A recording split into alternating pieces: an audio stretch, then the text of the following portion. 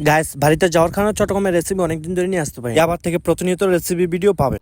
Hello everyone, আসসালামু আলাইকুম। New another ব্লগে সবাইকে জানাই স্বাগত। আজকে আমি বেগুন দিয়ে শুটকি রান্না করব, আর এটা আমি কিভাবে প্রসেসিং করি ভিডিওটা সম্পূর্ণ দেখুন। গাইস আমাকে ডাক্তাররা মানা করছে বেগুন খাইতে, কারণ আমার শরীরে অ্যালার্জি, আর বেগুনে নাকি প্রচুর পরিমাণ অ্যালার্জি। তো ভাবলাম যে সবসময় আলু খাই, আজকে না হয় বেগুনই খাবো। আলু আর বেগুন এর উপরে যা যা দিতে হয় সবকিছু দিয়ে দিলাম। আর এইগুলো রান্না করবো লাঠি শুটকি দিয়ে। এই মাছকে অনেকে বলে লাঠি মাছ, আবার অনেকে বলে টাকি মাছ। গাইস শুটকিগুলো আম্মু বাড়ি থেকে পাঠাইছিল। আর বন্ধুরা দেশি শুটকি খাইতে স্বাদ কিন্তু বেশি। গ্যাসের চুলার উপর পাতিল বসা দিলাম, এর উপরে পেঁয়াজ বাটা দিয়ে এখন বাগার করে নিব। গাইস এখন পেঁয়াজগুলোকে পুরো লাল করবো। এই তো বন্ধুরা পেঁয়াজ বাগার করা হয়ে গেছে। তরকারি উপরে শুটকি দিয়ে দিলাম, একসাথে সবগুলো পাতিলে ঢেলে দিলাম। আর গাইস আমার রান্নার রেসিপি গুলো আপনাদের কাছে কেমন লাগে অবশ্যই একটা কমেন্টের মাধ্যমে জানাবেন। আর বন্ধুরা আপনারা কি জানেন শুটকির সাথে আলু বেগুন রান্না করা খেয়ে এর স্বাদ কতটা পাওয়া যায়? আমি কিন্তু অন্য তরকারি দিয়েও রান্না করতে পারতাম। বেগুনের মধ্যে অ্যালার্জি জানো, তারপরে বেগুন রান্না করলাম, কারণ যার সাথে যেভাবে মানায় এভাবে মানিয়ে নিতে হয়। এত বন ফন করার পরে কিন্তু আমার তরকারি রান্না করার শেষ দিকে চলে আসছে। জিহ্বার মধ্যে লাগে তরকারি টেস্টটা বুঝতেছিলাম যে তরকারি কেমন হয়েছে। বুঝতে পারলাম যে তরকারি ভালোই রান্না করতে পারে। আর আজকের ভিডিও আর বেশি লং করবো না, এই পর্যন্ত সমাপ্ত। আল্লাহ হাফেজ।